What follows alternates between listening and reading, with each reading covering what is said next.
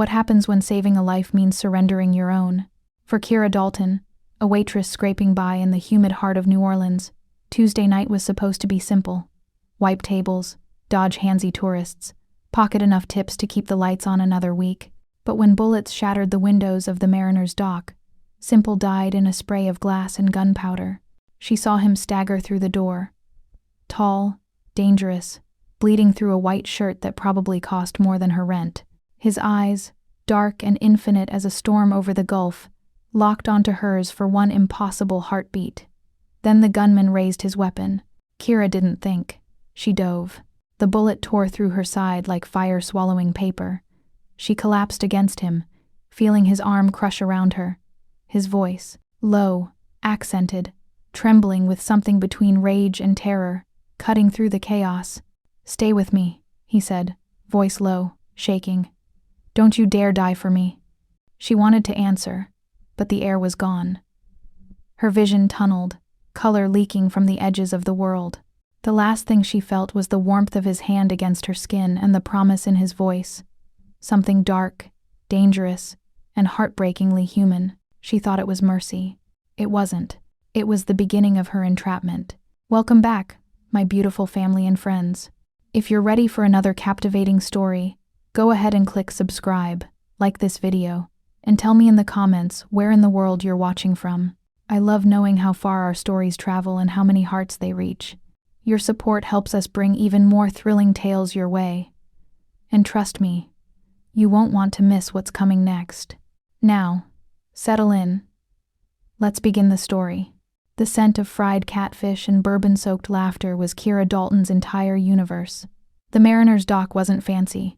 Peeling paint, wobbly tables, regulars who tipped in crumpled singles. But it was hers. 5 nights a week, she smiled through the exhaustion, balanced trays like her life depended on it, and pretended the ache in her feet didn't match the one in her chest. At 28, Kira had learned to live small. Keep your head down.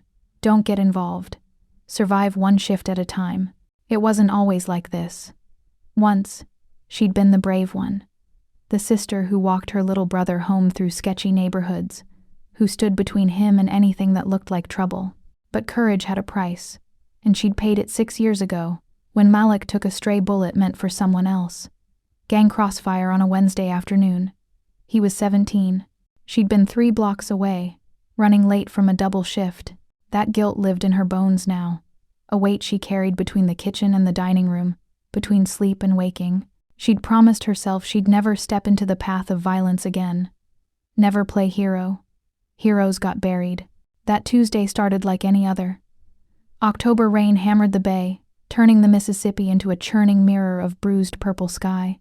The lunch crowd had thinned to a handful of tourists, nursing hurricanes by the window. Kira was wiping down the bar, humming along to the old blues station Jerome kept on low, when she noticed him.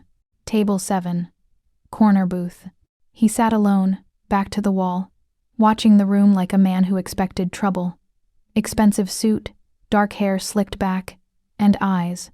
God, those eyes, that seemed to see through walls. He didn't look at the menu, didn't smile when she approached. "Coffee. Black," he said.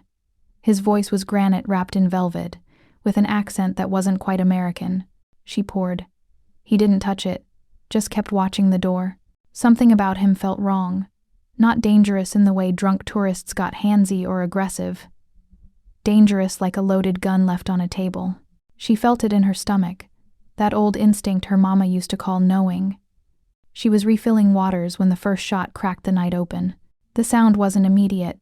First came the screech of tires, rubber screaming against wet pavement, then the shattering of glass, close, maybe the bakery across the street, then the gunshot, sharp and final as a period at the end of a sentence. Kira's body moved before her brain caught up. She dropped the pitcher. It exploded against the floor. Around her, the world became a chorus of screams and scrambling bodies. Tourists dove under tables. Jerome disappeared behind the bar. Through the rain-streaked window, she saw it unfold like a scene from a nightmare. 2 black sedans had boxed in a sleek Maserati at the curb. Men in dark clothes poured out, weapons raised. Muzzle flashes lit up the street in violent stutters of light. The man from table 7 was already moving, out of his booth, across the floor, toward the door. Another shot punched through the window. The glass spider-webbed, then cascaded inward in a deadly waterfall. The man in the suit burst through the entrance, blood blooming across his white shirt like a rose opening too fast.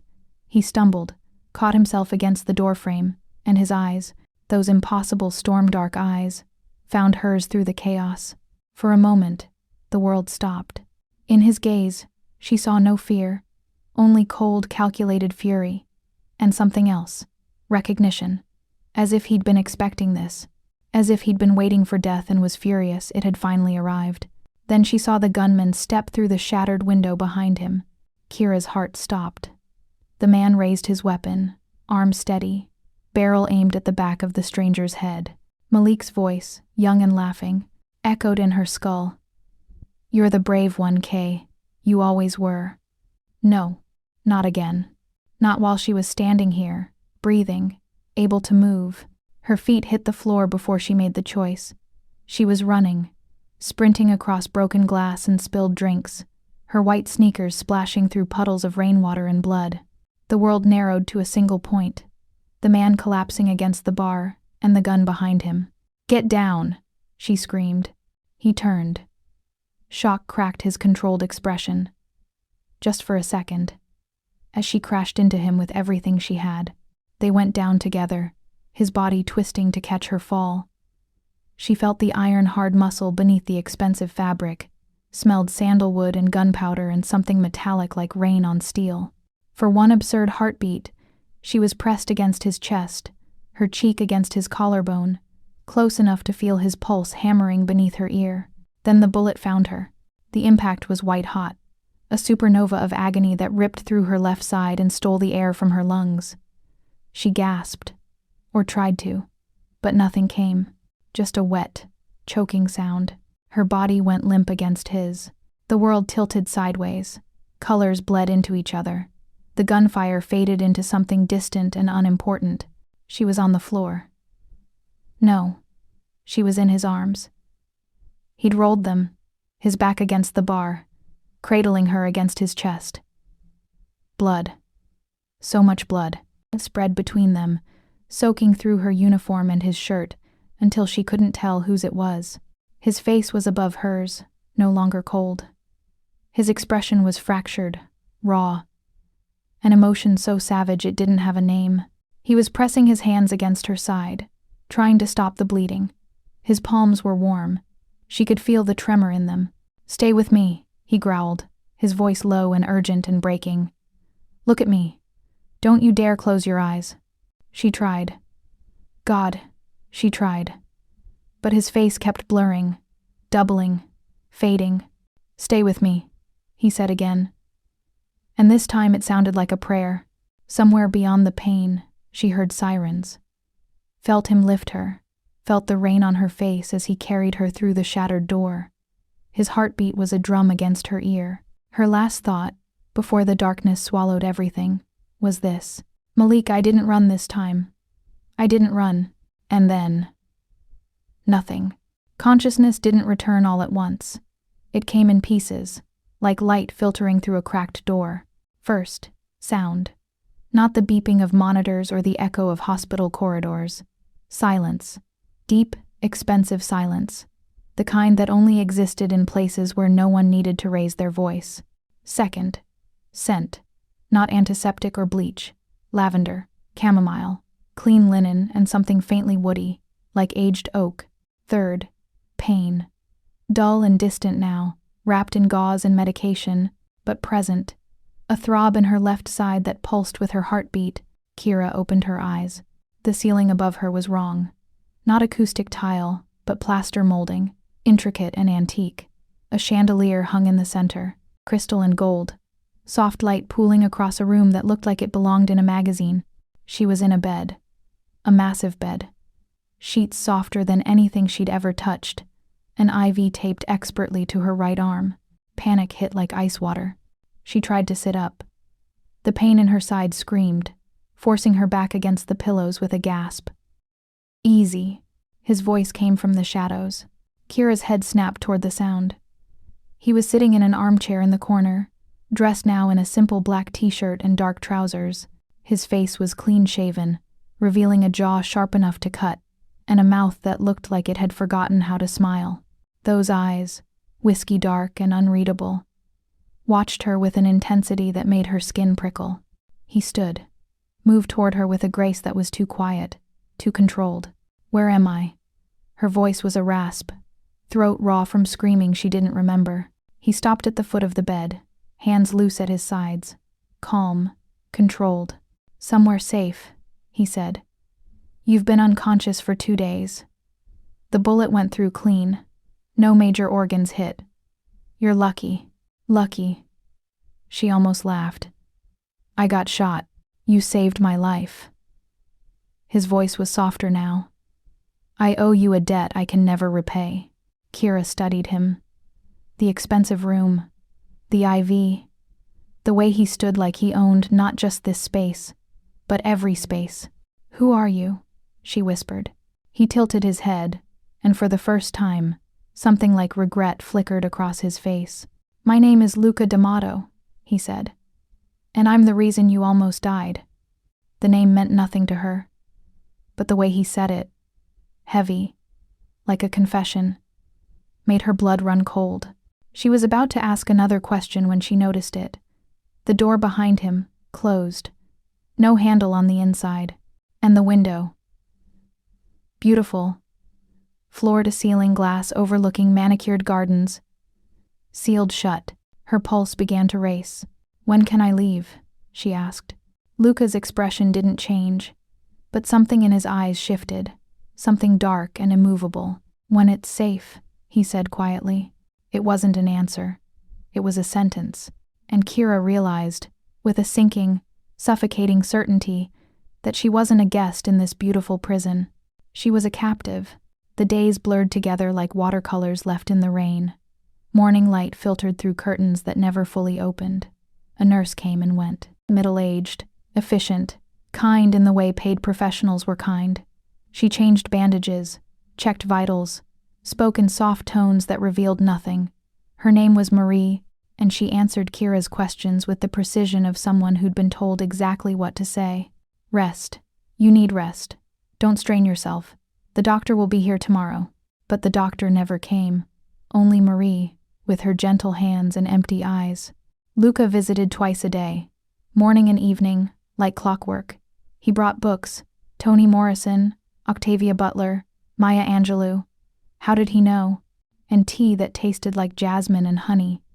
He never stayed long, just long enough to watch her drink, to ask if she needed anything, to fill the room with that terrible, suffocating control. He never touched her, never sat too close, but Kira felt him everywhere. In the clothes that appeared in the closet, her exact size, styles she'd never afford but secretly loved. In the meals that arrived on silver trays, dishes she'd mentioned loving once, years ago, to friends she barely remembered. Someone had been watching. Someone had been listening. The thought made her skin crawl. By the 4th day, she was strong enough to walk. The pain in her side had dulled to a persistent ache, manageable if she moved carefully. She tested the door when Marie left. Locked. She tried the windows. Sealed. Beautiful prison, indeed. The hallways were marble and silence. Guards in dark suits stood at intervals, polite and immovable. They nodded when she passed, but their eyes tracked her like surveillance cameras. She counted 6 on the 2nd floor alone. The mansion felt endless. High ceilings, oil paintings of men with stern faces and knowing eyes, furniture that looked antique and untouched. Everything perfect, everything cold. She found him in the library on the 5th evening. The room was all dark wood and leather, floor-to-ceiling bookshelves stuffed with volumes that looked older than the country itself. A fire crackled in the hearth even though October in New Orleans didn't call for it. Luca sat in a wing-backed chair, a glass of amber liquid in one hand, a file folder in the other. He looked up when she entered, didn't seem surprised. "You should be resting," he said. "I've been resting for 5 days." Kira stepped inside, closing the door behind her. "I want to go home." "You will. When? When it's safe," You keep saying that. Her voice rose despite herself. Safe from what? Who were those men? Why did they want to kill you? Luca set down his glass with deliberate care. Business rivals. I've made enemies in my line of work. What line of work? Import-export, shipping, investments. The lie rolled off his tongue smooth as silk. I've been careless. It won't happen again. Careless. She laughed, bitter and sharp. I got shot being your shield, and you call it careless? Something flickered behind his eyes. Guilt, maybe. Or anger. With Luca, it was impossible to tell. He stood, crossed the room toward her in 3 long strides. Kira's breath caught. He stopped just close enough that she had to tilt her head back to meet his gaze. You weren't supposed to be there, he said quietly. You weren't supposed to see any of it. But I was, and I did. Her heart hammered against her ribs. So, what happens now? You keep me locked up forever? I keep you alive. His voice dropped, rough with something she couldn't name. They saw your face, Kira. They know you helped me. If I let you go, they'll find you. They'll hurt you to get to me. Then call the police. The police can't help you. Why not? He didn't answer, just stared at her with those dark, fathomless eyes that seemed to see straight through her skull into the messy, frightened parts she tried to hide. You're lying to me, she whispered. Yes, the admission hit her like a slap. At least he was honest about his dishonesty. I want to leave, she said again. I know. He reached up, slowly, giving her time to pull away. His fingers brushed her jaw, tilting her face toward the firelight. The touch was feather-soft, reverent almost, but it made her pulse spike like she'd touched a live wire. But I can't let you, not yet. You don't own me. No. His thumb traced the line of her cheekbone. But I owe you, and I pay my debts. Before she could respond, he stepped back, breaking the spell. The absence of his touch felt like cold water. Dinner is at 8, he said, his voice once again smooth and controlled. Join me. It wasn't a question. The dining room was ridiculous. A table long enough to seat 20, set for 2. Crystal glasses catching candlelight. Silverware that probably cost more than her entire year's rent. Kira sat at one end, Luca at the other, an ocean of polished wood between them. The food was perfect.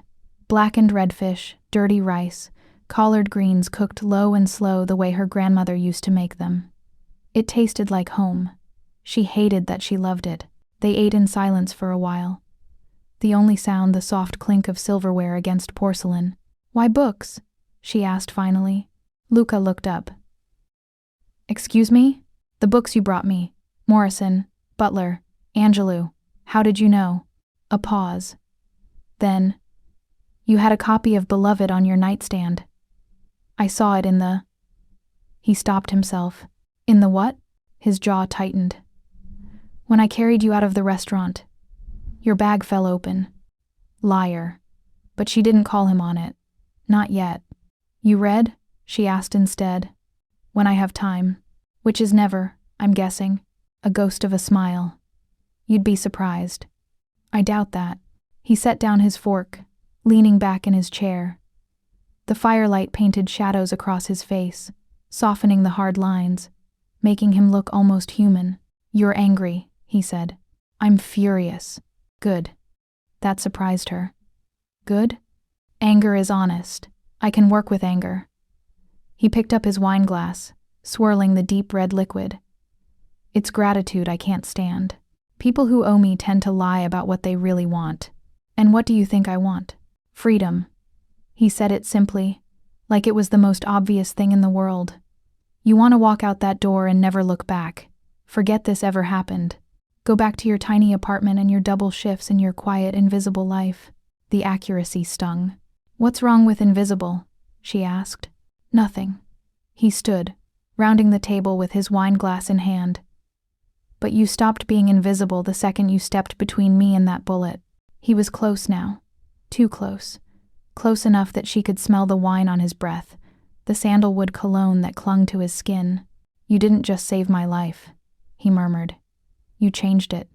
I didn't mean to. I didn't mean to. I know. His free hand came up, fingers hovering near her face but not quite touching. That's what makes it worse. Kira's breath hitched. The space between them felt electric, dangerous, like standing too close to the edge of something she couldn't see the bottom of. She pulled back, put distance between them. I need to check my bandage, she lied. Luca didn't move, just watched her retreat with those unreadable eyes. Of course, he said softly. Marie is in the East Wing if you need her. Kira fled. She couldn't sleep. The bed was too soft, the room too quiet, her thoughts too loud. Every time she closed her eyes, she saw the gunman's face, felt the bullet tear through her, heard Luca's voice, raw and breaking, "Stay with me." She threw off the covers and padded across the room. The door was locked, as always, but there was a balcony she hadn't tried yet. She tested the French doors. They opened. Cool October air rushed in, carrying the scent of magnolia and night-blooming jasmine. The grounds below were lit by soft pathway lights, gardens manicured to within an inch of their lives. In the distance, she could see the dark shimmer of the river. She stepped outside, wrapped her arms around herself against the chill. You'll catch cold. She spun. Luca stood in the doorway of the adjoining balcony, separated from hers by an ornate iron railing. He wore only sleep pants, his chest bare, tattoos she hadn't known about snaking across his ribs and shoulder. In the moonlight, he looked less like a businessman and more like what she suspected he really was. Dangerous. Beautiful. Wrong. I couldn't sleep, she said. Neither could I. They stood there in silence, breathing the same night air, close but impossibly far. Why me? Kira asked finally. Out of everyone in that restaurant, why did you look at me? Luca's expression shifted. Something raw and almost vulnerable crossed his face before he locked it down. Because you looked back, he said quietly. It wasn't an answer. But somehow, it was enough. She found the office on day 7. It was an accident. She'd been exploring the 3rd floor, testing doors, looking for something. She didn't know what. Most were locked. But one, at the end of a dim hallway, opened with a soft click. The room inside was all business. Desk, filing cabinets, computer equipment that looked military grade, and on the wall, a bank of security monitors. Kira's blood turned to ice. There were 12 screens, 12 different angles of the mansion. Front gate, main hall, kitchen, library, her bedroom. She stared at the feed showing her bed, her balcony, her private space laid bare for whoever sat in this chair to watch. Nausea rolled through her. She was reaching for the door when she noticed the filing cabinet, unlocked, open, like someone had been interrupted mid-task. Her hands moved before her brain could stop them. She rifled through the files, shipping manifests, financial reports, legal documents in languages she didn't recognize. Then, near the back, a folder with a name that made her heart stop. Dalton, Kira, inside, photographs, dozens of them. Kira leaving the Mariner's dock, Kira at the grocery store, Kira in her apartment, through her window, brushing her teeth, making coffee, living her life completely unaware she was being watched. The dates went back 3 weeks, 3 weeks before the shooting. She wasn't random. She wasn't a bystander. She was the plan. The realization crushed the air from her lungs. She gripped the edge of the desk, trying to breathe, trying to think past the roaring in her ears. All of it. His gratitude, his guilt, his protective control. All of it was a lie. She heard footsteps in the hallway. Kira shoved the file back, slammed the cabinet shut, and ducked behind the desk just as the door opened. Telling you, it's contained. Luca's voice, sharp with frustration. She doesn't suspect anything. She's not an idiot, Luca. A woman's voice, smooth and cold. How long do you think you can keep her here before she figures it out? As long as it takes. And when she learns the truth? When she realizes you used her? Silence, heavy and damning. She won't. You're playing a dangerous game. It's the only game I know. The footsteps retreated. The door closed. Kira stayed frozen behind the desk, her whole body shaking. Used her. The words echoed in her skull like a death knell. She waited until the hallway was silent.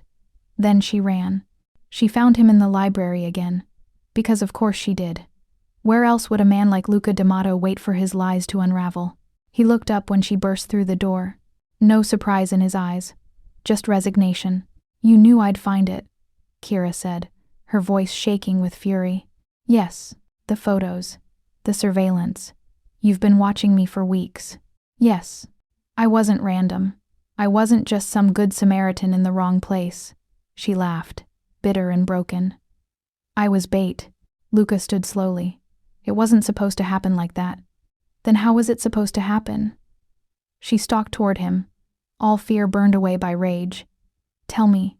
Explain to me how you plan to use me." It was a controlled ambush. His voice was flat, emotionless. "I knew they were coming.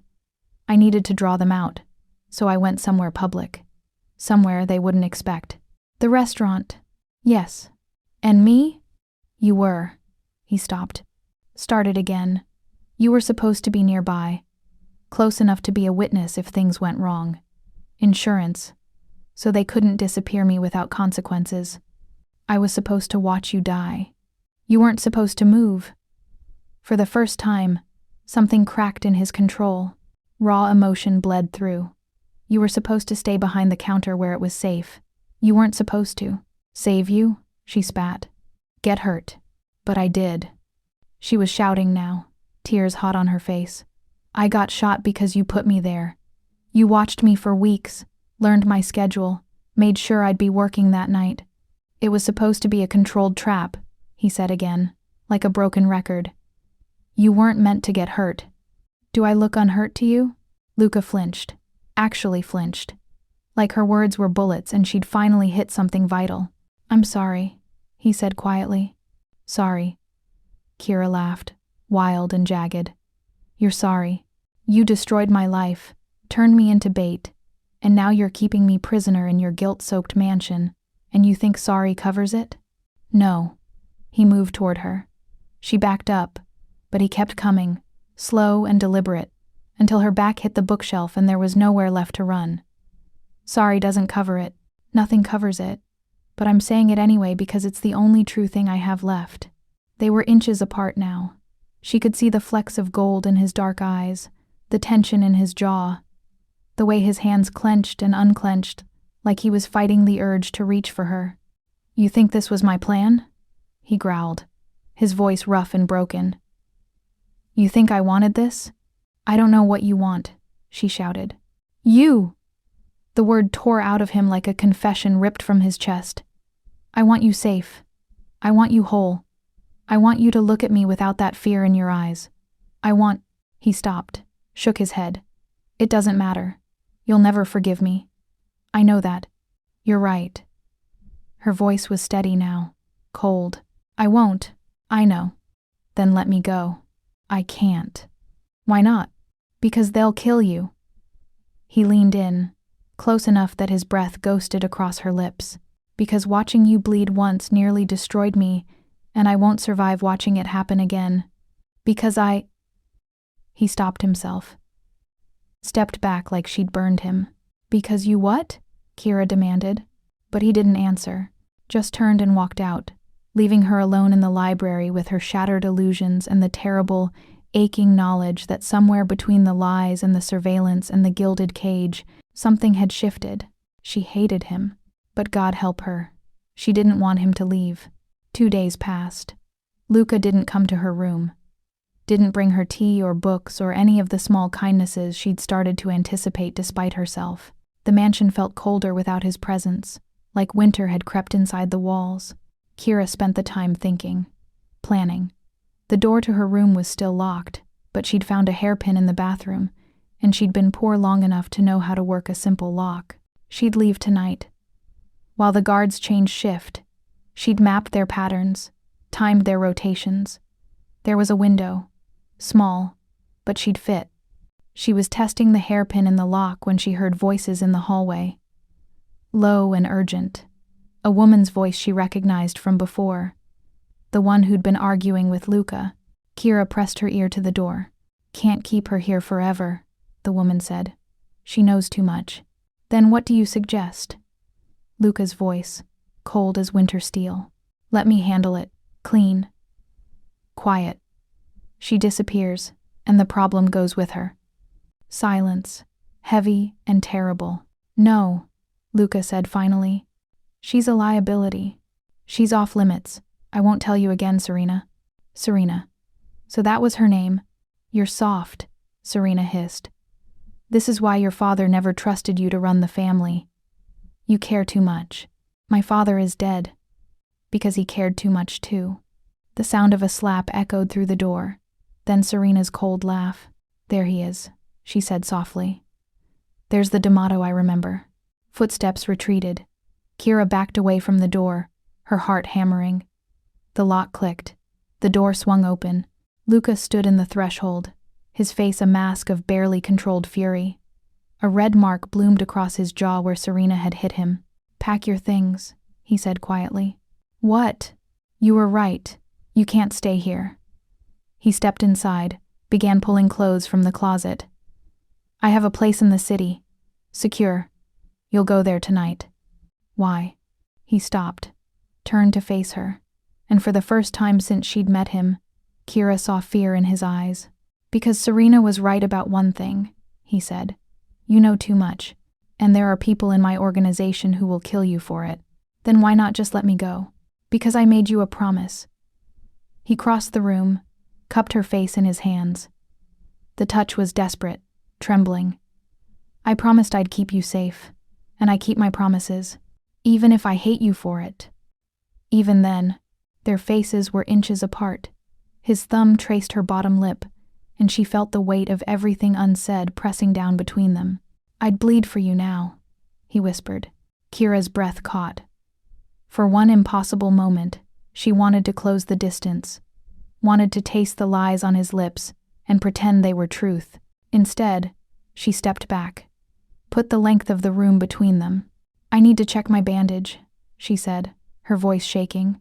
Luca's hand fell to his side. Something like pain flashed across his face. Of course, he said softly. Marie is in the East Wing if you need her. Kira fled before she could change her mind. Midnight. The mansion was silent. Luca led her through corridors she'd never seen, past guards who nodded and looked away. They reached a garage filled with cars that cost more than houses. He opened the door of a black sedan. There's a driver. He'll take you to the safe house. Don't open the door for anyone but me. How long? A week. Maybe 2. I need to handle Serena and the others. Once it's safe, I'll come for you. Kira climbed into the car. Luca leaned down, his hand on the doorframe. Kira. His voice was soft, broken. I'm sorry. For all of it. She should say she hated him. Should spit in his face and tell him to rot. Instead, she reached up and touched his cheek, just once. I know, she said. The door closed. The car pulled away. Kira watched through the rear window as Luca stood in the driveway, growing smaller and smaller until he disappeared into the darkness. She thought she was free. She was wrong. The driver didn't take her to a safe house. He took her to the warehouse district by the river, to an abandoned building that smelled like rust and death. And when the door opened, it wasn't Luca who stepped out of the shadows. It was Serena. Hello, Kira, she said, her smile sharp as a blade. We need to talk about the man you saved. The warehouse was cold. Not the comfortable cool of air conditioning, but the deep, bone-settling cold of a place that had been abandoned long enough to forget what warmth felt like. Metal beams stretched overhead like the ribs of some massive dead creature. Broken windows let in slashes of streetlight that did nothing to push back the darkness. Kira's hands were zip-tied behind her back. They dragged her from the car, efficient and silent, and deposited her on a folding chair in the center of the empty space. Her side throbbed where the stitches pulled. She could feel blood seeping through the bandage. Serena circled her slowly, heels clicking against concrete.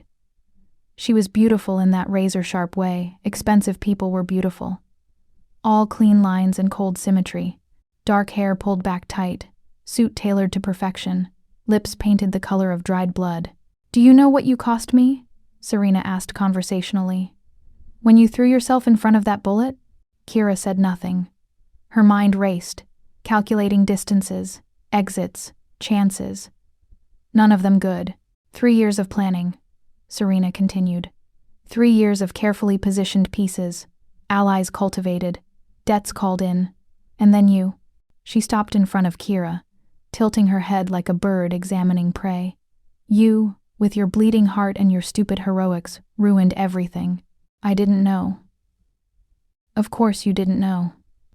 Serena laughed, cold and sharp. That's what made you perfect. Luca's little bait, completely unaware she was being used. Except you weren't supposed to move. You were supposed to stay behind that counter and watch him die. The words hit like fists. You were there. I fired the shot that went through your side. Serena crouched down, meeting Kira's eyes. The bullet was meant for his head. But you dove. And instead of a dead boss, I got a mess I've been cleaning up for 2 weeks. Kira's blood turned to ice. All this time, she'd assumed the attack came from outside enemies. Rival families, business wars. She'd never considered the rot was internal. Why? The word came out hoarse. Why? Serena stood, resuming her circling. Because Luca D'Amato is weak. Because his father built an empire on blood and fear. And his son wants to run it on sentiment and mercy. Because the family needs a leader who understands that power requires sacrifice. So you tried to kill him. I tried to save us. Serena's voice hardened. The D'Amato family is bleeding territory. Our allies are questioning our strength. And Luca wastes time on charity projects and legitimate businesses while our enemies sharpen their knives. Someone had to act. By murdering him. By removing an obstacle. Serena stopped, pulling a phone from her pocket. Which brings us to you. See, Luca made a mistake. He let himself care. And caring people are easy to control. She held up the phone. On the screen, a video played. Luca in the library, head in his hands, the picture of a man breaking under the weight of his own guilt. He blames himself for what happened to you, Serena said softly. Eats him alive every time he looks at you. That guilt? That's a leash, and I'm going to use it to bring him to heel. Kira's throat tightened. He won't come for me. He'll know it's a trap. Oh, he knows. Serena smiled. But he'll come anyway. Because that's what weak men do. They throw themselves on swords for people who aren't worth saving. The words stung more than they should have. Kira thought of Luca's face inches from hers. The tremor in his hands when he touched her. The way he'd looked at her like she was something precious and terrifying all at once. You're wrong about him, Kira said quietly. Am I? Serena tucked the phone away. Then why did he use you as bait? Why did he watch you for weeks, learn your patterns, make sure you'd be in that restaurant when hell came calling? He said it was supposed to be controlled. And you believed him? Serena laughed. God, you really are naive. There's no such thing as controlled chaos, Kira. He put you in the line of fire and told himself it was for the greater good. Just like his father did to 100 other people who got in the way. The mention of Luca's father sent a chill down Kira's spine. She'd seen the photograph in the library, the stern-faced man with eyes like winter. The caption had read, Angelo D'Amato, 1952 to 2023. His father was a monster, Serena said, reading Kira's expression. Built his empire on the backs of people who couldn't fight back. Luca likes to pretend he's different, but blood doesn't lie. The D'Amato family takes what it wants and destroys what's in the way. You're just the latest casualty. If I'm a casualty, why not just kill me? Serena's smile widened. Because you're more useful alive. For now. Footsteps echoed from the shadows. 2 men emerged, both armed, both moving with the casual confidence of people who knew how to hurt. Kira recognized one of them from Luca's estate, a guard she'd passed in the hallways. How long until he gets here? Serena asked. 20 minutes, the guard replied. GPS tracker in the girl's clothes. He's coming fast. Good. Serena pulled a gun from her jacket, checked the magazine with practiced efficiency. Remember, wound him. Don't kill him. I want him conscious for what comes next. The guard nodded and disappeared back into the darkness. Serena turned back to Kira, gun loose in her hand. Here's what's going to happen, she said. Luca is going to walk through that door trying to be a hero. We're going to shoot him just enough to make him helpless, and then I'm going to make him watch while I put a bullet in your head. After that, he'll sign over control of the family, or I'll start killing everyone he's ever cared about. Either way, I win. Kira's heart hammered against her ribs. She tested the zip ties. Tight, but cheap plastic. If she could find something sharp, maybe. Don't bother, Serena said, noticing the movement. You're not getting out of those. And even if you did, there are 6 armed men in this warehouse. You'd be dead before you reach the door. Then why tell me the plan? Serena crouched down again, close enough that Kira could smell her perfume. Something expensive and floral that made her think of funerals. Because I want you to understand something, Serena whispered. Luca doesn't love you. He loves the idea of you. The innocent girl who saved him without knowing what he was. The fantasy of redemption. But love? Real love? She shook her head. Men like him don't know how to love. They only know how to possess. Before Kira could respond, the sound of squealing tires cut through the silence. Serena stood, gun raised, nodding to the shadows. Around the warehouse, figures materialized, men with weapons, moving into position. The main door exploded inward. Luca stormed through like a force of nature, gun in hand, his face a mask of cold fury. He was alone. No backup, no plan, just raw, desperate violence. He made it 3 steps before the first shot caught him in the shoulder. Luca spun, dropping to one knee, but didn't fall. He fired back. 2 shots, precise and lethal. A body dropped from the rafters, another from behind a pillar. Luca, stop. Serena's voice rang out, or I put the next bullet in her brain. He froze. Blood spread across his shirt, dark and wet. His eyes found Kira across the warehouse, and something in his expression shattered. Let her go, he said, voice rough. This is between us. You made it about her the second you used her as bait. Serena pressed the gun against Kira's temple. The metal was cold. Drop your weapon. Luca hesitated. Every muscle in his body screamed violence, but his hand opened. The gun clattered to the concrete. Good, Serena smiled. Now kick it away. He did. The weapon skittered into the darkness. Serena circled around Kira's chair, keeping her as a shield. You know what's funny? She doesn't even know the full story. About why you picked her specifically. About the Dalton file. Kira's blood went cold. What Dalton file? Oh, you haven't told her? Serena's laugh was cruel. How delightfully cowardly of you, Luca. Shall I do the honors? Serena. His voice was a warning, raw and desperate. 6 years ago, your sister died in gang crossfire, Serena said, her words clinical. Malik Dalton, 17 years old, shot on the corner of Rampart and Street Phillip. Do you remember that day, Kira? Tears burned in Kira's eyes. Of course she remembered. It was carved into her bones. What you don't know, Serena continued, is that the hit was ordered by Angelo D'Amato. Your brother was in the wrong place at the wrong time. Collateral damage in a territorial dispute. The D'Amato family killed him, and Luca knew.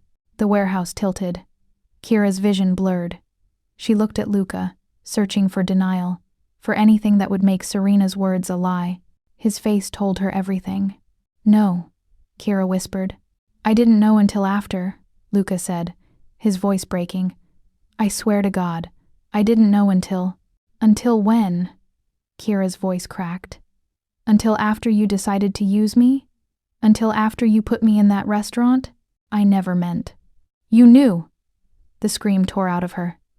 You knew your family killed Malik, and you used me anyway. It wasn't like that. A gunshot cracked through the warehouse. Luca jerked, clutching his side. Another shot. This one caught him in the leg. He went down hard, blood pooling beneath him. Enough talking, Serena said calmly. She aimed the gun at Luca's head. Time to end this. Kira moved without thinking. She threw herself sideways, chair and all, slamming into Serena's legs. They went down in a tangle of limbs and metal. The gun fired wild, the bullet sparking off concrete. Kira's shoulder hit the ground hard, sending white-hot pain through her injured side. But the zip ties had caught on something, a jagged piece of metal from the chair's broken leg. She pulled, felt the plastic give, then snap. Her hands were free. Serena recovered fast, swinging the gun toward Kira. But Luca was already moving, throwing himself across the space between them despite his wounds. He crashed into Serena, and they rolled, grappling for the weapon. Around them, the warehouse erupted. Luca's men, hidden, waiting, opened fire. Serena's people scattered, returning shots, and the night became chaos and muzzle flashes. Kira scrambled for cover behind an overturned crate. Her hands found something cold and heavy, one of the fallen guns. She'd never fired a weapon in her life, but her fingers wrapped around the grip like they'd been waiting for this moment. Through the chaos, she saw them. Luca and Serena, still fighting for control of the gun between them. Blood smeared their hands. Their faces were inches apart. Fury and betrayal made physical. "Every woman who touches you bleeds, Luca," Serena hissed, her voice carrying over the gunfire. "She just got there first. But they all die eventually. Your mother, your sister, her." She jerked her chin toward Kira. "Everyone you love turns to ash." Luca's expression went dead, cold. The man who'd held Kira with trembling hands disappeared, replaced by something older and darker. His hand closed over Serena's on the gun. He forced it up, pressed the barrel under her chin. "Not this time," he said softly. The gunshot was muffled by flesh and bone. Serena's body went limp. Luca held her for a moment, his face expressionless, then let her fall. Silence crashed down like a physical weight. The other gunmen had fled or fallen. Only the dead and dying remained. Luca stood slowly, swaying. Blood dripped from his wounds, leaving dark trails on the concrete. He turned toward Kira, and she saw the moment he registered what had just happened, what she'd witnessed. He'd killed Serena in cold blood. "Kira," he said, his voice hollow. Serena's body twitched. Not dead yet. Her lips moved, blood bubbling between them. Luca dropped to his knees beside her. Kira approached slowly, the gun still in her hand, though she couldn't remember picking it up. Serena's eyes found hers. Despite the blood, despite the hole in her throat, she smiled. "Ask him," she whispered, each word wet and labored. "Ask him about the Dalton file, about why he really picked you." "I already told her," Luca said. "Not all of it." Serena coughed, red spraying her lips. "Tell her about the orders. Tell her whose finger pulled the trigger." Luca's face went gray. Kira's hands started shaking. What is she talking about? Here's how to rewrite that crucial scene with the father as the killer instead. "The man who shot your brother," Serena rasped. "Angelo D'Amato, the great patriarch himself." Her eyes locked on Luca. "But tell her where you were that day. Tell her what you knew. Serena, please. Tell her." Serena's voice cracked. Blood ran from her mouth like a river. "Tell her you were there. Tell her you watched your father gun down Malik Dalton and did nothing." The warehouse disappeared. The world disappeared. There was only Serena's dying smile and Luca's stricken face and the truth hanging between them like a noose. "No," Kira breathed. "I was 19, Luca said, his voice barely above a whisper. "I was in the car. My father told me to watch, said I needed to learn how the family handled business. I didn't know there was a kid there. I didn't know." His voice cracked. "I saw him go down. Saw your brother fall. And I just sat there, frozen, too afraid to stop it, too weak to do anything but watch. You watched him die." The words came out flat. "Dead. You watched Malik die and did nothing. I wanted to. God, I wanted to get out, to help, to call someone. But my father grabbed me. Said if I moved, I'd be next. Said that's what happens to people who show weakness." He was shaking now, the confession tearing out of him. "By the time I broke free and ran to him, he was already gone. I held him, this kid I didn't know, and I felt his last breath, and tears streamed down his face. "I've seen his face every night since, 17 years old. Your eyes." He had your eyes, Kira. Stop, she whispered. When I found your file years later, when I recognized the name Dalton, when I put together that you were his sister, his voice broke completely. I should have stayed away. I should have disappeared from your life. But I thought if I could protect you, if I could keep you safe from the same violence that killed him, maybe I could. Make it right? Kira laughed, wild and jagged. By using me? By putting me in danger? That's how you atone for letting my brother die? I never wanted you to get hurt, I swear. Your swearing doesn't mean anything. She was screaming now, all control shattered. You watched my brother get murdered. Your father pulled the trigger and you sat there like a coward. And then you used me like I was. She couldn't finish. Couldn't breathe. The gun in her hand felt impossibly heavy. Serena's body had gone still. Dead now, truly dead. Her last gift was the truth that would destroy them both. Luca stood slowly, hands raised like Kira was the one holding him at gunpoint. Blood soaked his clothes. He swayed, barely conscious, but his eyes never left hers. I was a coward, he said quietly. I was 19 and terrified, and I let my father's monster make me into one too. I've spent every day since trying to be brave enough to make up for that moment. But I know. His voice shattered. I know there's nothing I can do to undo my cowardice. Nothing that will bring him back. But please, Kira, please believe me when I say, I would go back. I would take the bullet meant for him. I would stand up to my father even if it killed me. I would trade places with Malik in a heartbeat. But you can't. Her voice was cold now, empty, and nothing you do will ever change that. I know. She raised the gun, pointed it at his chest. Her finger rested on the trigger. For a long moment, neither of them moved. The warehouse held its breath. Then Kira lowered the weapon. Not because she forgave him, not because the rage had burned out, but because she understood, with sudden, brutal clarity, that killing him would make her into exactly what she hated most. Someone who chose violence when there was still a choice to be made. Get out, she said. Kira, get out. The scream echoed through the empty space. Get out before I change my mind. Luca backed toward the door, moving like a man in a dream. At the threshold, he stopped. I'm sorry, he said one last time. Then he was gone, swallowed by the night. Kira stood alone in the warehouse among the bodies and the blood and the ruins of everything she'd thought she knew. The gun slipped from her fingers, clattering to the ground. She sank to her knees and let the tears come. 3 days passed in a blur of police questions and hospital visits. The official story was simple. Rival gang violence, wrong place, wrong time. A tragedy that happened too often in this city. The police didn't push. They never did when D'Amato money changed hands. Kira returned to her apartment to find it scrubbed clean. All evidence of surveillance removed. Her rent paid through the year. An envelope on the kitchen counter containing $50,000 in cash and a note in handwriting she didn't recognize. For your brother's memorial. L. She burned the note. Kept the money. Used half of it to finally give Malik the gravestone he deserved. The other half she donated to the youth center where he'd volunteered. The one that taught kids there were options besides corners and colors. She didn't attach her name. Just wrote, "In memory of Malik Dalton" on the check and dropped it in the mail. She thought that would be the end. That Luca would disappear back into his empire of blood and silence, and she could return to her small, invisible life. She was wrong. He came on a Tuesday. Of course it was a Tuesday. Maybe that was his pattern. Violence and ruin wrapped in the middle of the week. Kira was closing up the Mariner's dock when she felt his presence behind her. She didn't turn. Didn't need to.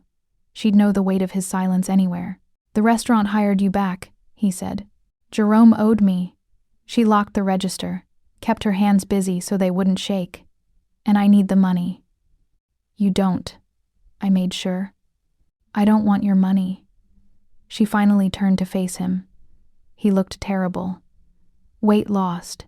Shadows under his eyes, moving like each step cost him. Good. What do you want, Luca? To talk. We have nothing to talk about. Please. The word sounded foreign in his mouth. 5 minutes. Then I'll leave and you'll never see me again. Against her better judgment, she nodded toward a booth. They sat across from each other like strangers in a confessional.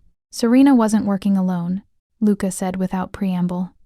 She had allies inside the family, people who agreed I was too weak to lead. I've spent the last 3 days rooting them out. I don't care about your gang war.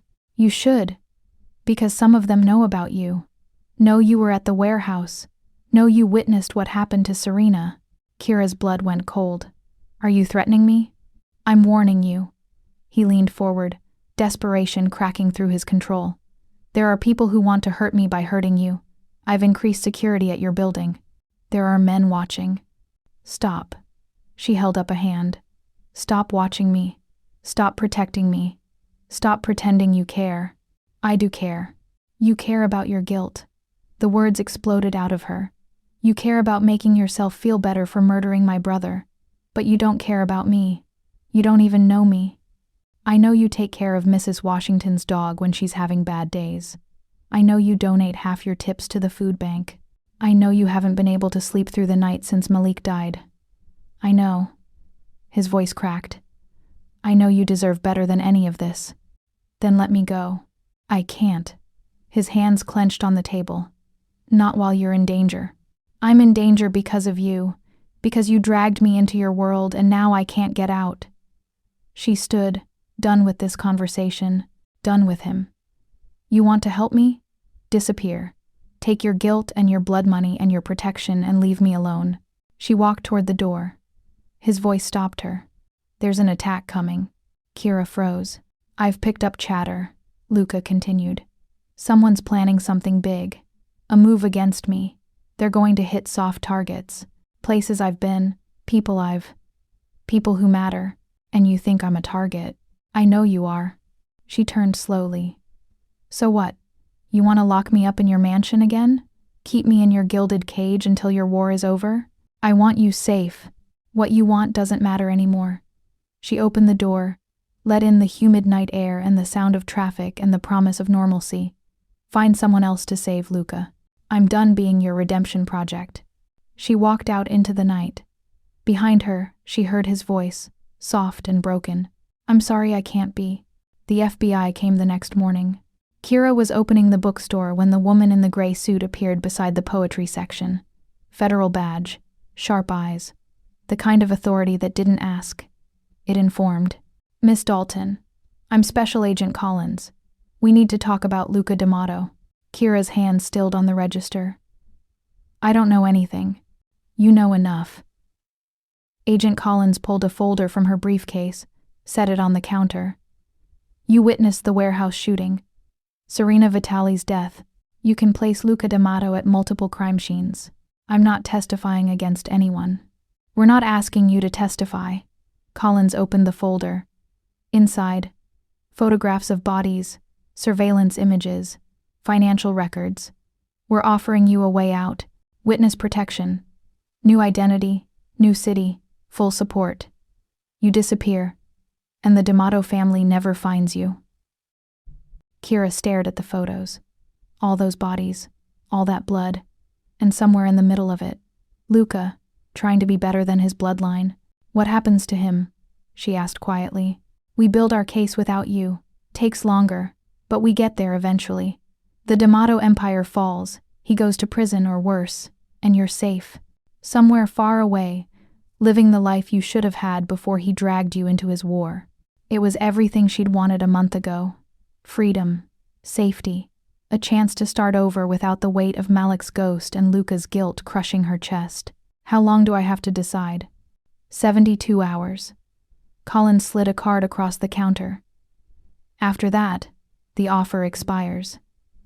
And Miss Dalton? Her voice softened. I've seen this story before.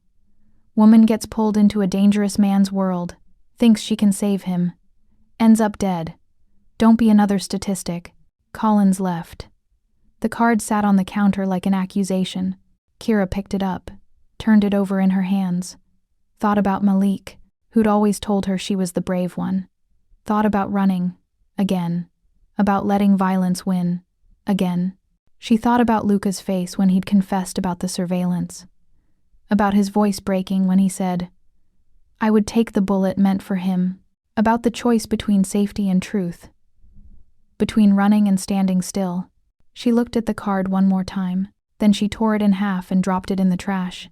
Not because she forgave him, not because she trusted him, but because she was choosing herself, and the version of herself who didn't run when things got hard. She'd made her decision. Now she'd live with it, or die with it. Either way, it was hers. The attack came 2 days later. Kira was walking home from the grocery store, bags in hand, thinking about nothing more significant than whether she had enough eggs for breakfast. The black van appeared out of nowhere, squealing around the corner, side door already open. Hands grabbed her, pulled her in. The bags fell, eggs breaking on the pavement like tiny explosions. She fought, screamed, got in one good elbow that made someone grunt in pain, but there were too many of them, and they were too strong, and within seconds her hands were bound and a hood was pulled over her head. The van moved. She tried to track the turns, count the seconds, anything that might help her figure out where they were taking her. But panic narrowed her world to breath and heartbeat, and the terrible certainty that this was how she would die. When they finally stopped, rough hands dragged her out. She heard water, waves against a dock, smelled salt and rust and old wood. The hood was ripped off. She was standing at the end of a pier, industrial district, abandoned warehouses stretching behind her. The river churned black and infinite beneath her feet. 3 men surrounded her, all armed. The one in front smiled. He was older, silver in his hair, expensive suit incongruous against the backdrop of urban decay. "Kira Dalton," he said, his voice smooth as poison. "Thank you for joining us. Who are you?" "Matteo Russo. I'm what you might call a business associate of your friend Mr. D'Amato. Or I was before he decided mercy was more profitable than loyalty." Kira's mind raced. "I don't know anything about his business." "Of course you don't." Matteo circled her slowly. "But you know him, and that's enough. You see, Luca D'Amato has become a problem. He's gone soft, started refusing contracts, questioning orders, turning down opportunities because they're not ethical." He said the word like it tasted bad. "Men like him get people killed. Then kill him yourself." "Oh, we plan to." Matteo stopped in front of her. "But first, we need to send a message. About the cost of weakness. About what happens to people who matter to men who forget what they are." "I don't matter to him." "You really believe that?" Matteo laughed. "He's had 6 men on you 24/7 since the warehouse. Turned down 3 contracts because they were too close to your neighborhood. Hell, he bought the restaurant you work at just to make sure you'd have a job to come back to." The words hit like physical blows. "You're lying." "Am I?" Matteo pulled out his phone, showed her a video. Luca, clearly wounded, leaning across a table toward a group of hard-faced men. The audio was tinny but clear. "She's off limits. Anyone who touches her answers to me personally." Kira's knees went weak. "He's been protecting you," Matteo said softly. "Obsessively, desperately. Like you're the only good thing in his entire blood-stained life, which makes you the perfect pressure point. He won't come for me. Not after." She stopped herself. "After you learned he killed your brother?" Matteo's smile widened. "Oh, we know all about that. Tragic, really, but irrelevant. You see, we've already sent him your location. And knowing Luca, he's already on his way. Alone, probably. Thinking he can trade himself for you. This is a trap. Obviously." Matteo checked his watch. "He should be here in about 10 minutes. Just enough time for you to understand something important." He leaned close, breath hot against her face. "This? All of this? The attack? Your kidnapping? The whole dramatic setup?" "Luca knew it was coming. We made sure he knew. Gave him just enough intelligence to figure out our plan." "And you know what he did?" Kira's heart stopped. "He let it happen," Matteo whispered. "Pulled your security. Made sure you were vulnerable. Because he needs us to come after you, so he can draw us out. You're bait again, Kira. Just like the first time. He's using you to win his war." The pier tilted. Or maybe that was just her world ending again.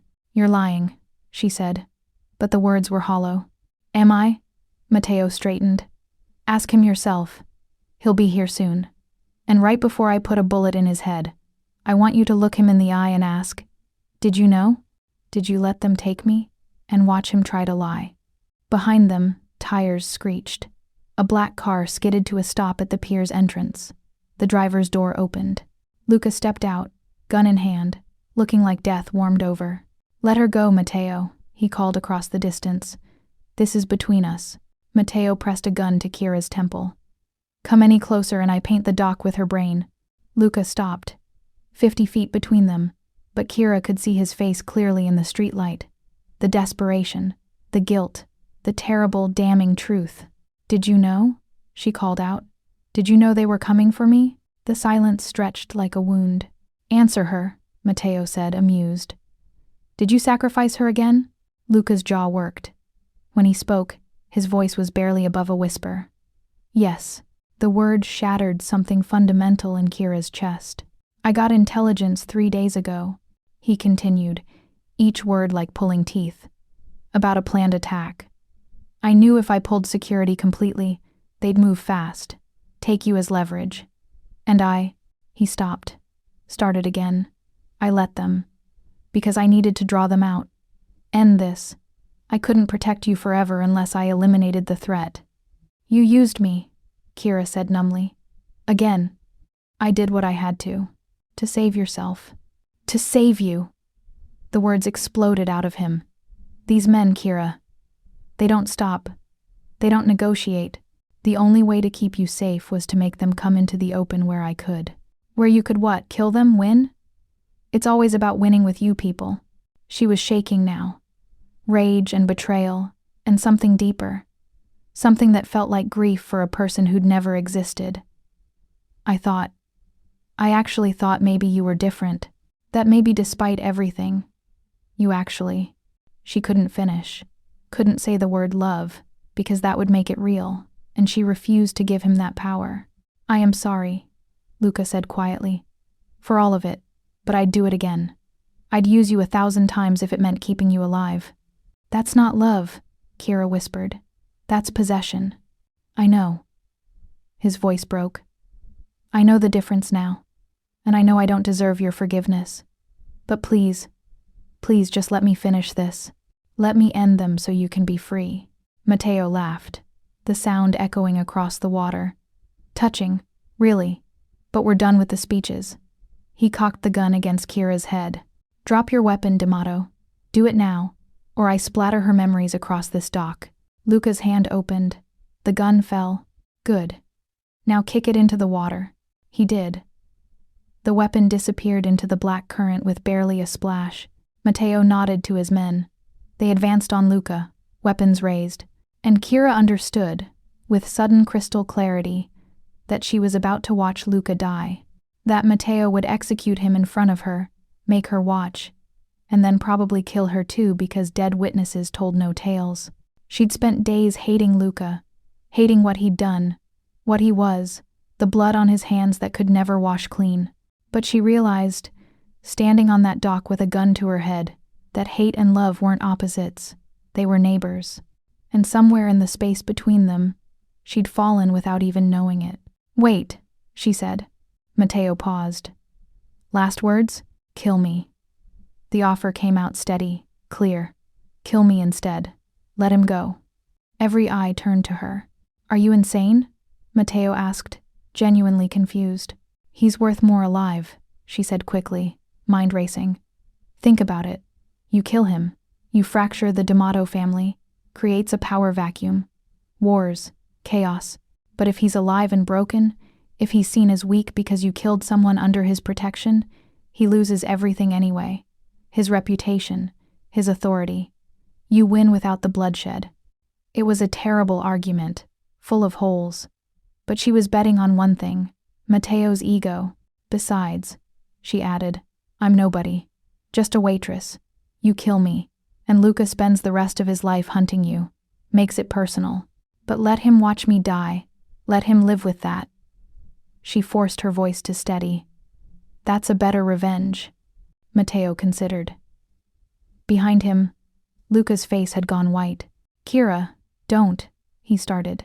Shut up, she snapped. To Mateo. So, what's it going to be? Mateo smiled slowly. You know what? You're right. This is better. He turned the gun from Kira's head and shot Luca. The first bullet caught him in the chest. He went down hard. The second and third followed before he hit the ground. No! The scream ripped out of Kira. She threw herself sideways, breaking Mateo's grip, and ran toward Luca's fallen body. Mateo laughed. See? This is better. Let her hold him while he bleeds out. Poetic. But as Kira dropped to her knees beside Luca, her bound hands scrabbled across the ground. Found what she'd spotted earlier. A broken bottle, glass sharp as a razor. She sawed at the zip ties. They parted. Her hands were free. Luca's eyes were glazed, blood bubbling from his lips. But he was still breathing, still alive, still reaching for her with trembling fingers. Get out of here, he rasped. Run. Instead, Kira grabbed the gun lying beside him, the one he must have hidden in an ankle holster. Her fingers closed around the grip. She spun, raised it. Mateo was still laughing, gun loose at his side, confident this wasn't a threat. She proved him wrong. The shot caught Mateo in the shoulder. He stumbled back, shock replacing amusement. Kira fired again. This one went wide, but it sent his men scattering for cover. Get him! Mateo screamed. Gunfire erupted. Kira dove behind a concrete pillar, dragging Luca with her. He was heavy, dead weight, leaving a smear of blood across the dock. His breath came in wet gasps. You're supposed to run, he choked out. Shut up. Her hands pressed against his chest, trying to staunch the bleeding. So much blood. Too much. It soaked through her fingers, warm and slick. Just stay with me. The words echoed back to that first night, when he'd held her the same way, when their roles had been reversed. Bullets chipped concrete above their heads. Kira risked a glance around the pillar. 3 shooters, Mateo behind cover clutching his shoulder. They were pinned. Luca coughed, blood spraying his lips. There's a boat. North Dock. Keys in the ignition. If you can get to it. We're getting to it, she corrected. Both of us. I'm dying, Kira. You don't get to die. She grabbed his face, forcing him to look at her. You don't get to use me as bait twice and then die before I can tell you what a bastard you are. You don't get that easy out. Something that might have been a laugh rattled in his chest. Fair. A figure darted toward them. Kira swung the gun up, fired. The man dropped. She'd never killed anyone before. The thought should have horrified her. Instead, all she felt was cold, crystalline clarity. They needed to move. She hooked her arm under Luca's shoulder. On 3. We run for that boat. I can't. 1. She hauled him up. He gasped in pain. Kira. 2. She scanned the dock. The boat was 40 feet away. 40 feet of open space with nowhere to hide. This is insane, Luca breathed. 3. They ran. Or rather, she ran, half carrying, half dragging him. His feet stumbled beneath him. Blood dripped with every step. Behind them, shouts and gunfire. A bullet whined past her ear. 20 feet. 15. Luca's legs gave out. They went down together on the wet boards. Kira's injured side screamed protest. She ignored it, grabbed him again, pulled. 10 feet. A shadow fell across them.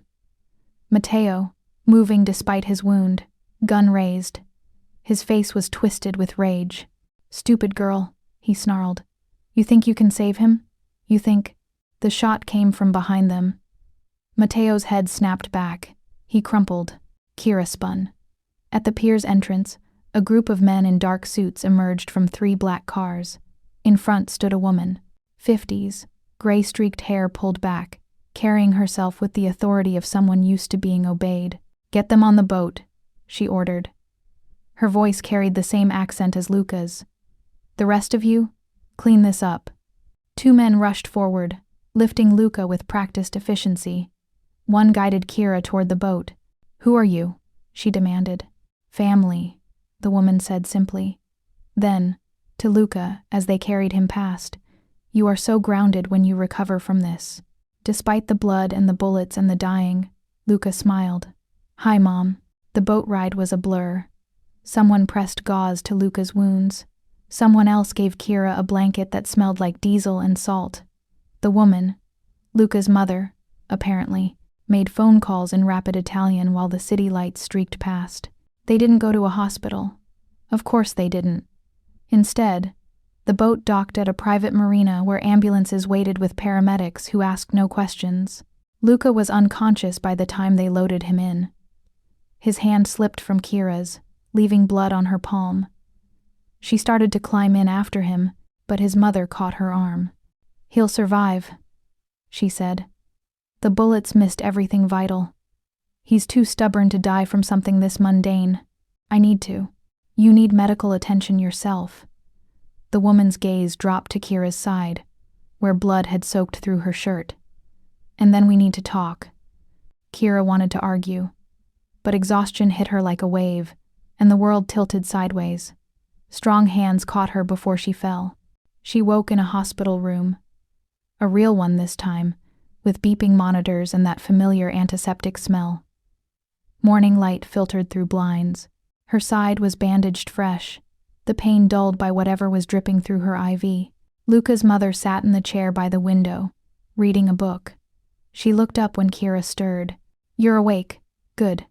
She set the book aside. "I'm Isabella D'Amato. And before you ask, yes, I know everything. About what my son did, about your brother, about the spectacular mess the two of you have created." Kira's throat was dry. "Is he alive, awake, demanding to see you despite doctor's orders?" Isabella's expression softened slightly. "He's down the hall, room 347. But first, we talk." "I don't want to talk." "Too bad." Isabella leaned forward, her gaze sharp. "My husband killed your brother. My son watched him die. That's a fact. Neither of you can change.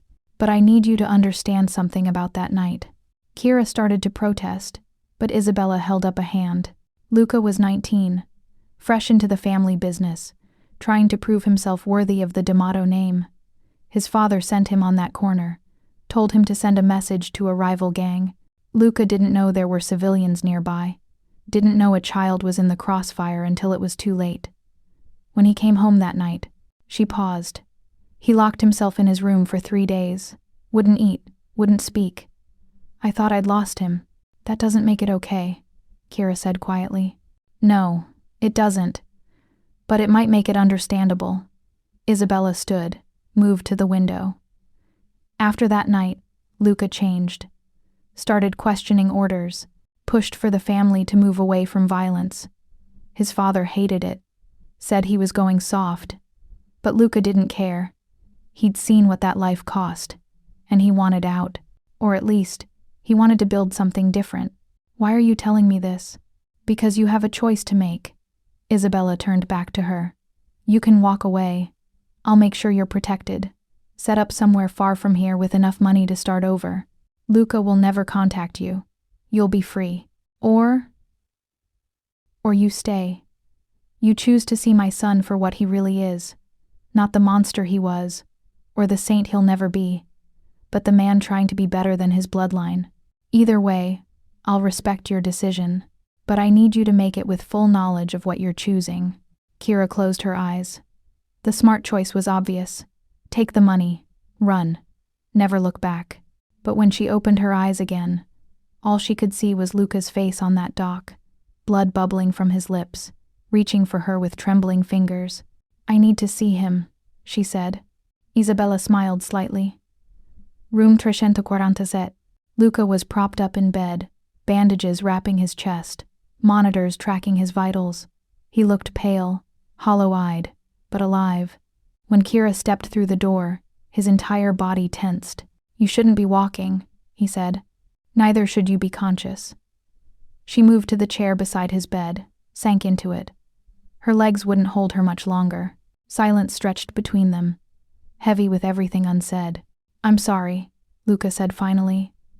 "I know I keep saying it. I know it doesn't change anything. But Stop." Kira held up a hand. "Just stop apologizing. I'm tired of apologies. They don't mean anything anymore." He flinched like she'd struck him. "What I want," she continued, her voice steady, is the truth. All of it. No more surveillance. No more using me as bait. No more protection I didn't ask for. I want you to look at me and tell me honestly, what am I to you? Guilt? Redemption? Or something real? Luca's jaw worked. When he spoke, his voice was raw. You're the first person in 10 years who looked at me and didn't see my last name. You saw me. Just me. And he stopped. Started again. I fell in love with that version of myself. The man who existed when you looked at me. Not the D'Amato heir. Not the killer. Just Luca. That man doesn't exist, Kira said softly. I know. His hand moved toward hers, then stopped, uncertain. But I want him to. I want to be someone worthy of the way you looked at me before you knew what I was. You can't undo the past. No. But I can stop pretending it doesn't matter. His fingers finally closed over hers. I killed your brother. That's a debt I'll carry forever. If you want me to spend the rest of my life making amends, I will. If you want me to disappear so you can heal, I will. Whatever you need, Kira, I'll give it to you. She stared at their joined hands, his scarred and blood-stained, hers still trembling from pulling a trigger. Two broken people who'd destroyed each other and somehow ended up here. I don't forgive you, she said finally. I know. And I probably never will. I know. But I don't want you to disappear. The words surprised her as much as him. I want to see if we can build something honest out of all these lies. Something that doesn't require me to forget what you did, but doesn't destroy us both either. Luca's breath shuddered. That might be impossible. Probably. She looked up, met his eyes. But you owe me the attempt. You owe Malik the attempt. And maybe we owe ourselves. He lifted her hand, pressed his lips to her knuckles. The gesture was gentle, reverent, nothing like the desperate kisses they'd shared before. This was quieter, sadder, real. I don't deserve you, he whispered. No, you don't. She didn't pull away. But I'm choosing you anyway. Not because you've earned it, but because I'm choosing myself, and the version of me that exists when I look at you. She's brave enough to try. They sat in silence as morning light filled the room. Two survivors of the same tragedy, holding on to each other like anchors in a storm. It wasn't forgiveness. It wasn't absolution. But it was a beginning. Recovery took weeks. Luca's wounds healed slower than expected. Infection, complications, the price of being shot 3 times and refusing to stay in bed. Kira visited every day, even when he was unconscious, even when nurses told her she should rest. She'd pull up a chair and read to him. Toni Morrison, usually, beloved. He'd once seen it on her nightstand. Now she read it aloud, her voice filling the sterile room with ghosts and memory and the impossible weight of history. Sometimes he was awake enough to listen. Sometimes he just watched her, memorizing the way her lips moved around the words. On the 15th day, Isabella came to Kira's room with a folder. The Dalton file, she said without preamble. You deserve to see it. All of it. Kira's hands shook as she opened it. Inside, police reports from that day 6 years ago. Surveillance footage from the corner store. Witness statements. And buried at the back, orders. Signed by Angelo D'Amato. Executed by his son. The clinical language didn't soften the horror. If anything, it made it worse. Target. Rival territory. Acceptable losses. Collateral damage. Operator. L. D'Amato. Her brother reduced to collateral damage. A line item in a gang war. There were other documents. Financial records showing regular deposits to a youth center in Malik's name. Scholarship funds for kids from the neighborhood. Anonymous donations that had been going on for years. Luca's been trying to make amends, Isabella said quietly. Not to you. He only recently realized who you were. But to Malik's memory, to the neighborhood. It doesn't undo what he did. But he's been trying. Kira closed the folder, her vision blurred. Why show me this? Because you're considering staying. And if you stay, you need to know what you're staying for. The good and the bad. The guilt and the attempted redemption. All of it. I can't forgive him for this. No one's asking you to. Isabella's voice was gentle. But perhaps you can understand him. And perhaps understanding is enough to build on. The confrontation came on a gray October morning, rain tapping against the windows. Luca was finally well enough to be discharged. Kira found him in his room, dressed in fresh clothes, staring out at the storm. "Your mother gave me the file," she said. He didn't turn. "I know. All these years, you've been trying to pay back a debt to a dead boy you never knew. It's not enough. It will never be enough." "No." She moved beside him, watching the rain streak the glass. "But it's something. It's more than most people in your position would do. That's a low bar. It's the only bar we have." She turned to face him. "I need to tell you something. And I need you to just listen. Don't interrupt. Don't apologize. Just hear me." He nodded. Kira took a breath. "When Malik died, I spent years hating myself, hating that I wasn't there, hating that I survived when he didn't. I built my whole life around that guilt, made myself small and invisible because I didn't deserve to take up space in a world he couldn't see. And then you happened, and I saved you. And for one moment, one stupid, reckless moment, I felt like maybe I'd paid back some cosmic debt." Her voice cracked. Luca's hand moved toward hers, then stopped. "But then I found out you killed him, and that moment shattered. Because the universe wasn't balancing scales. It was laughing at me, making me save the person who'd taken everything from me." Tears ran hot down her face. "I should hate you. God, I want to hate you. It would be so much easier. But you don't," Luca said quietly. "But I don't." She wiped her eyes roughly.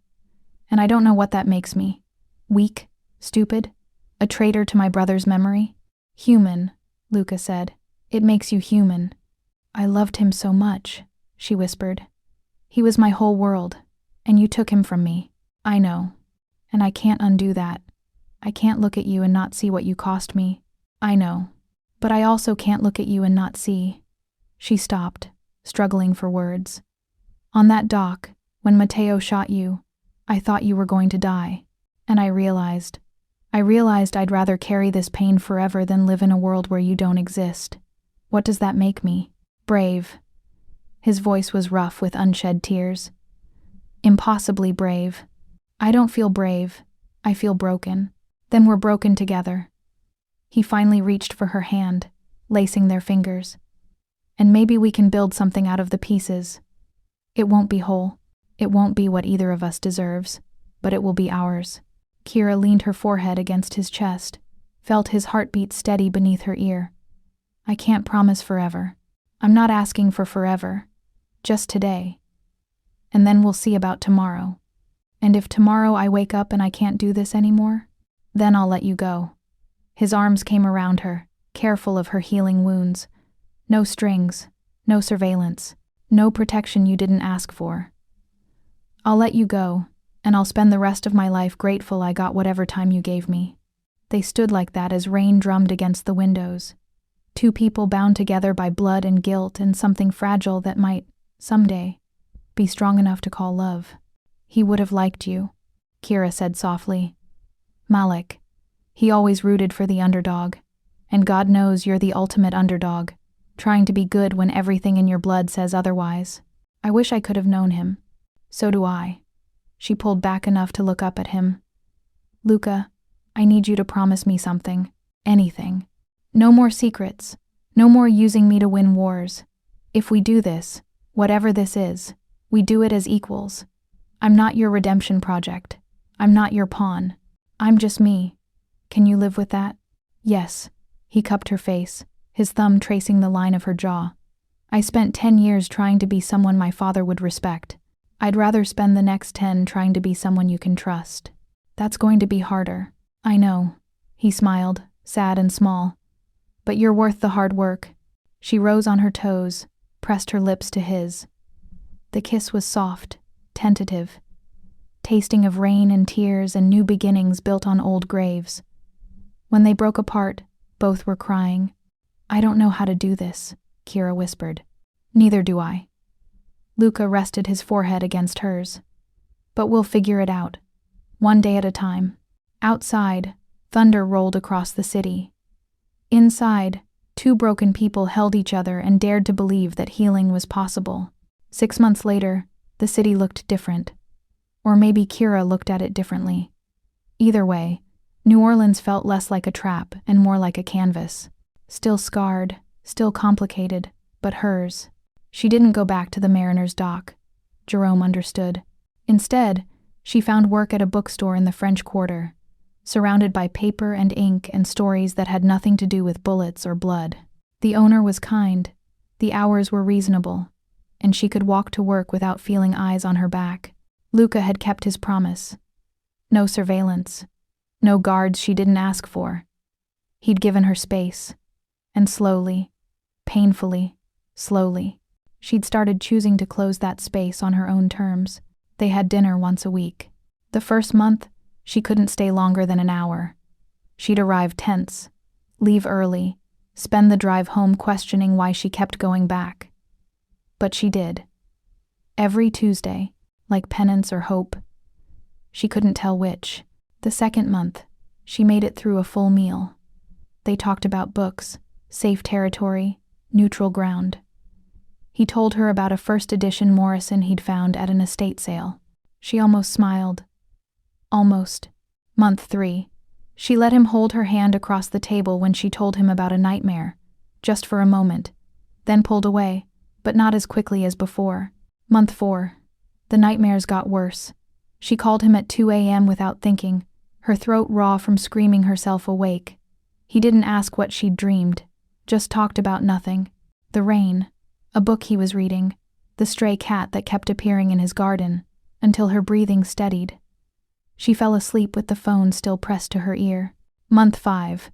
She brought him to the youth center where Malik had volunteered, introduced him to the director, who had no idea the anonymous donor stood in front of her. Kira watched him talk to a teenager about college applications, watched him smile when the kid got excited about engineering school, and something in her chest cracked open. Not forgiveness, something else. Something like hope. Month 6. On a Tuesday that felt like any other, she realized she'd gone a whole day without hating herself for being happy. The guilt would come back. It always did. But for one day, she'd chosen joy, and the sky hadn't fallen. Kira found herself in Luca's library more often than not, cataloging his collection, organizing decades of accumulated books. It was peaceful work, meditative, and it let her watch him. The way he moved through his world, the quiet authority he carried, the moments when the mask slipped and she saw the 19-year-old boy still haunted by a trigger he couldn't unpull. On the anniversary of Malik's death, Kira visited his grave alone. She brought flowers, yellow roses, his favorite, and sat on the damp grass talking to a headstone. "I met someone," she told him. "It's complicated. Everything's complicated. But I think I'm going to try to be happy anyway. I hope that's okay. I hope you'd understand." Thaddeus Clyde. The wind rustled through the cemetery trees. If there was an answer, it was lost in the leaves. She was walking back to her car when she saw him. Luca, standing by the gate, hands in his pockets. He didn't approach, just waited. "You followed me," she said. "I wanted to make sure you were safe, but I'll go if..." "Stay." The word came easier now. "Please." They walked through the cemetery together, not touching, but close enough that their shoulders brushed. At Malik's grave, Luca stopped, stared at the headstone for a long moment. Then he knelt, pressed his hand against the marble, said something too quiet for Kira to hear. When he stood, his eyes were wet. "What did you say?" she asked. "That I'm sorry. That I'll spend the rest of my life trying to earn what I stole from him. And that I'll take care of his sister if she'll let me." Kira's throat tightened. She reached for his hand, laced their fingers together. "He would have kicked your ass for getting me shot." "I know. But then he would have helped you up." She smiled through tears. "He was good like that. Better than both of us. Then we'll just have to be better. For him." They stood in the fading light, holding hands over a grave, making promises to the dead and to each other. The D'Amato Empire shifted under Luca's leadership. Slowly. Nothing that dramatic happened quickly. But surely. He pushed the family toward legitimate businesses, cut ties with the worst elements, started funneling money into community programs instead of politicians' pockets. It made him enemies. Isabella warned him he was walking a knife's edge, but he'd already died once on a dock. He figured he had nothing left to lose. Kira watched him transform, not into something new, but into something more himself. The man who'd held her on a bullet-torn floor, desperate and breaking. The man who'd kissed her like she was salvation and damnation wrapped in the same skin. The man who, despite everything, had chosen to be better. One evening, rain drumming against the windows of his study, Luca looked up from his paperwork to find her watching him. "What?" he asked, a slight smile playing at his lips. "You've changed," she said. "Since that night. You're softer." "Is that a compliment?" "It's an observation." She moved to the window, watching rain turn the garden into a watercolor. "You know, 6 months ago, I thought I'd never forgive you. I thought the weight of what you did would crush anything good between us. And now? Now I think forgiveness is the wrong word." She turned back to him. "It's not about forgetting what happened or pretending it doesn't matter. It's about choosing to build something new, something that honors the past but isn't imprisoned by it." Luca stood, crossed to her, pulled her gently into his arms. She fit there now, comfortable in the space between his heartbeat and his breath. "I don't deserve you," he murmured against her hair. "Stop saying that." She pulled back enough to meet his eyes. "You don't have to deserve me. You just have to choose me. Every day, even when it's hard. Especially when it's hard. Especially then." He leaned down, kissed her slow and deep. It tasted like rain and promises, and the bittersweet knowledge that some wounds never fully healed. They just stopped bleeding. When they broke apart, Kira rested her head against his chest, listening to the steady drum of his heart. "You saved me twice," Luca whispered. "On that restaurant floor, and then on the dock. I don't know if I deserved either." "It was never about you deserving it," Kira said softly. "It was about me choosing it. Choosing to be someone who runs toward the fire instead of away from it. Choosing to believe people can be more than their worst moments. Even me? Especially you." They stood wrapped in each other as rain hammered the windows. The storm that had brought them together echoed in every drop, every gust of wind. But now, instead of running from it, they stood together in its heart. Kira thought about that Tuesday night 6 months ago. The shattered glass, the blood, the moment her life split into before and after.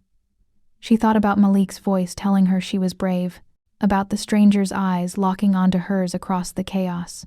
She hadn't just saved Luca D'Amato that night. She'd saved herself, given herself permission to be more than her guilt, more than her fear, more than the small, invisible life she'd been living. And in doing so, she'd rewritten both their stories. "Thank you," Luca said quietly. "For what?" "For not running. For staying even when leaving would have been easier. For showing me that redemption isn't about erasing the past. It's about facing it and choosing to be better anyway." Kira smiled against his chest. "That sounds like something from a book. I've been reading a lot lately." His arms tightened around her. "Someone told me stories can teach you how to be human. Smart woman. The smartest."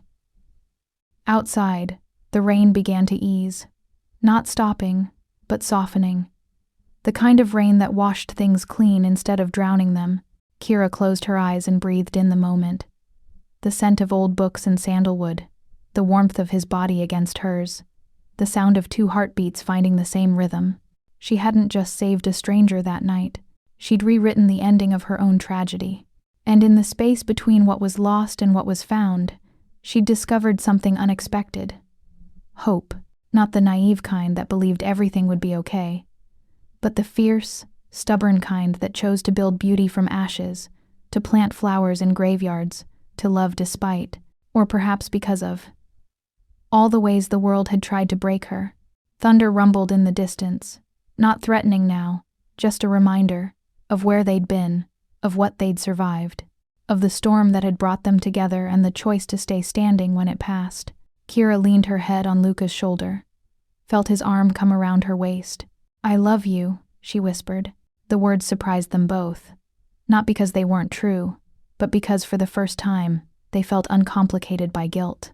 Luca's breath hitched. His arms tightened around her. Say it again. I love you. Easier this time. Steadier. And I'm choosing to love you. That's the difference. What difference? Between being trapped by the past and building something new with it. She turned in his arms to face him. I'm not loving you despite Malik. I'm loving you because of who you've become since that day. Do you understand? He cupped her face, thumbs brushing away tears she hadn't realized were falling. I understand that I'll spend the rest of my life trying to deserve this moment. You already do, she said, and meant it. They kissed. Soft, and certain, and free. And in the space between breath and heartbeat, between memory and hope, between the person she'd been and the person she was becoming, Kira Dalton finally, blessedly, began to heal. Thank you for watching today. What would you have done if you were her? Let me know in the comments, and don't forget to subscribe for more stories like this one.